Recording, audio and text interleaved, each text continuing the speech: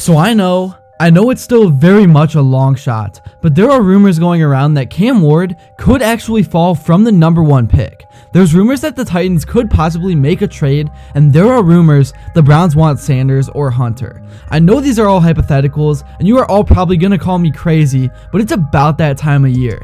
The season's about to be over. This is the time of year where we can come up with all these different situations just because. And I'm not only gonna talk about Cam Ward, because there are so many different options to choose from in this draft class. And I also want to talk about free agency. Really, I just want to get into what I think the Giants front office needs to do to finally put themselves in a position to get back on the right track. But before I begin, I would really appreciate it if you would drop a like and subscribe. It only takes 5 seconds, plus you can always change your mind. We are on the road to 50,000 subscribers, and with your support, I believe that we can get there super fast. So the Titans recently released a statement saying that they will not pass on a generational talent in this draft. And I do think people are overlooking what this really could mean, because generational talent does not necessarily mean QB. There is a two-way player from Colorado named Travis Hunter, as we all know, and I could see why somebody could regret not drafting him. I don't think there is anyone on this draft board that doesn't at least have some questions. There is no right or wrong order of the first 4 or 5 picks, and I'm tired of hearing people act like there is. So what does that mean for the Giants? I think it means that between the Titans and Browns, there is a pretty high chance that either Ward or Sanders is available. I really do think that at least one of the two will be, and if they aren't, that's still a win for New York, because then the Giants will end up with Hunter, and there are QBs available to get outside of the draft, like a Derek Carr, that can keep the ship afloat until next year's draft, as this team looks to keep developing. And there definitely will be a couple of generational guys entering next year's draft. Over in Tennessee, Mike Borgonzi is the new man in charge, and since the Titans aren't going anywhere right now, I really could see why Hunter is an appealing pick. The dude will put butts in seats. And that is ultimately one part of having a successful team, is filling the stadium and creating hype. Obviously winning is 99% of it, but ultimately the NFL is just entertainment at the end of the day. That's the business, and it's all about getting fans to spend money. That really is the whole reason for winning in the first place, because it gets fans excited and it gets them to open up their wallets and spend more money. But the Giants are in a completely different situation. It's New York, the biggest sports market on the planet. Butts are going to be in seats either way, and this fan base is so hungry to see this team turn it around, so Joe Schoen needs to wake up and he needs to start getting this team going in the right direction. But anyways, let's go back to being completely realistic, and let's look at some scenarios that really do have a good chance of happening. So if the Titans go Cam Ward at 1, and let's say the Browns go Abdul Carter at 2, if you're the Giants, who do you pick? Sanders or Hunter? I think the choice is obvious, but I'm sure many of you would disagree. I think you take Hunter.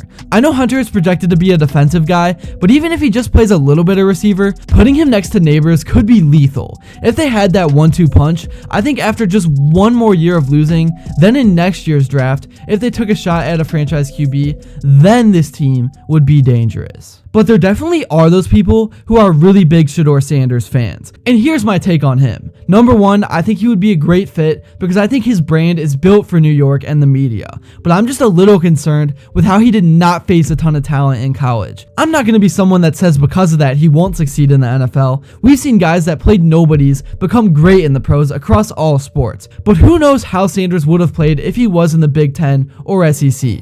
But the raw talent is definitely there. I've seen him make just about any throw that you would want somebody to be able to make when you're scouting a guy.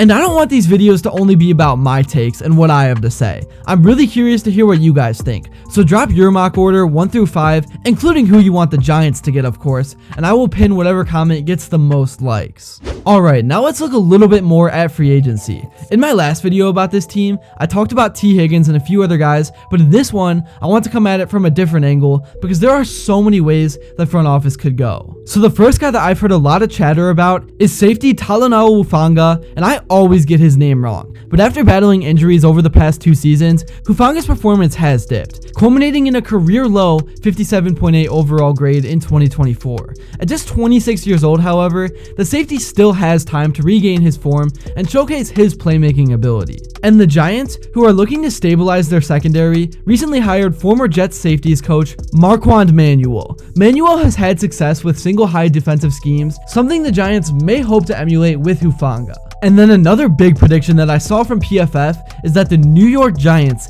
yes, the Giants, will land Stefon Diggs in free agency.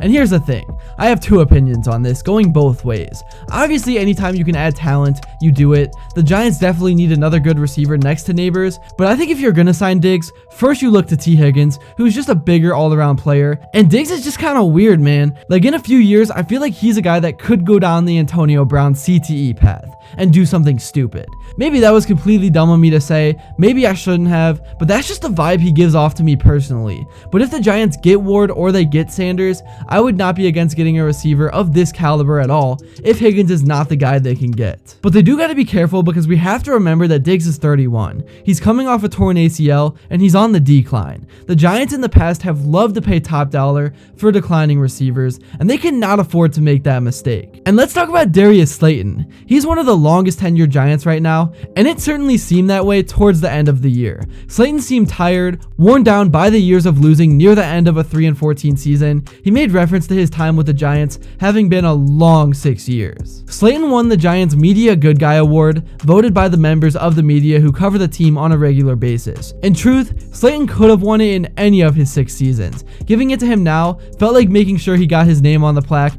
before it was too late. And when it was presented to him, he even jokingly said it felt like a lifetime achievement award. Slayton was still the Giants' number 2 receiver in 2024, and Malik Neighbors was number 1, and is the type of star Slayton never was and never will be. Wan'Dale Robinson had 93 catches, but he averaged just 7.5 yards a catch, and until he proves otherwise, he just isn't dynamic enough to be Robin to Neighbors' Batman. Slayton caught only 39 passes, the second lowest total of his career. That, though, had more to do with quarterback play and the dysfunction of an offense heavily slanted towards making sure Neighbors got enough opportunities than it was about any decline in his ability. And there really is just no obvious replacement on the roster. Jalen Hyatt hasn't showed enough to be counted on as a full-time number 2, and there really is no one else. Losing Slayton would be creating another hole the Giants would need to try and fill. So right now, I don't see any reason to let him go, but I just want to see somebody else get signed or drafted. That's just my 2 cents on things though. Again, I really want to hear what you guys think, and that's all I got for this one. Thank you all so much if you made it to this point, and if you enjoyed and haven't yet, please be sure to drop a like and subscribe because your support truly does mean the world. And also, let me know what you would like to see next, and until then, I will see you all later.